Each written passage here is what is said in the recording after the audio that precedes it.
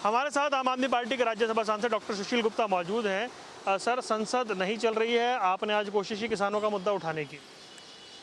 मैंने संसद के अंदर किसानों की बात आज भी दमदार तरीके से रखी, परंतु टेलीविज़न और कैमरे वहाँ से हटा दिए गए। 8 महीने से ऊपर किसान बॉर्डर पे बैठा हुआ है, सैकड़ों किसान शहादत दे चुके हैं।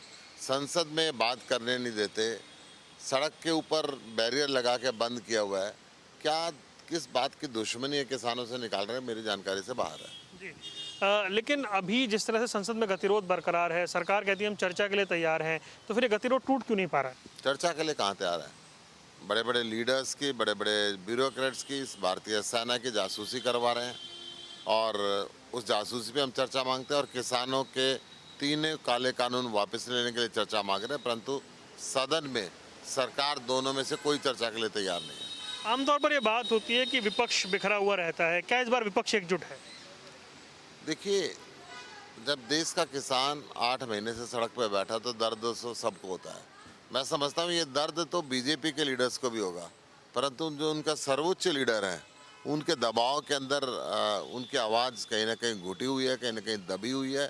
जब तक देश के प्रधानमंत्री की, इनके बीजेपी के मुख्यमंत्रियों की सोच नहीं बदलेगी, जब तक ये दबाव की राजनीति चलती रहेंगी। अखबार और टीवी वाले कुछ बोलते हैं तो उनके यहाँ ईडी की रेड कराते हैं, सीबीआई की रेड कराते हैं, तो एक अघोषित इमरजेंसी इस देश में चल रही है। क्या ये पूरा मानसून सत्र ऐसे ही धुल जाएगा?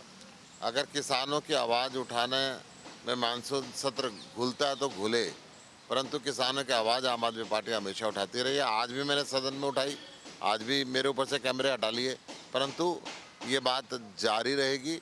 किसानों की मांग संसद में जारी रहेगी। लेकिन आपके विरोधी आरोप लगाते हैं कि दिल्ली में आम आदमी पार्टी ने जो बाहरी क्षेत्र के किसान हैं उनके लिए कुछ नहीं किया और वो किसानों पर राजनीति कर रहे हैं। देखिए,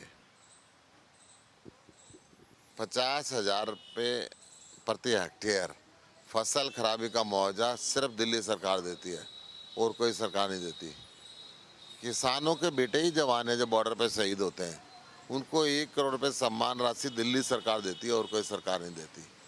किसानों की पराली पे आग ना लगानी पड़े, दिल्ली सरकार ने उसके लिए रसायन तैयार कराया और खेतों में जो उसको खाद की जगह तैयार इस्तेमाल किया गया, और हिंदुस्तान में किसी सरकार ने नहीं किया। ऐसा नहीं कह सकते कि दिल्ली सरकार ध्यान नहीं देती, दिल्ली सरकार पूरा ध्यान दे रही है। बहुत धन्यवाद। सुशील गुप्ता हमारे साथ थे, राज्यसभा सांसद, तमाम विषयों पर अपनी प्रतिक्रिया दे रहे थे। कैमरामैन आदित्य पांडे के साथ वरुण गोयल, MH1 प्राइम, दिल्ली।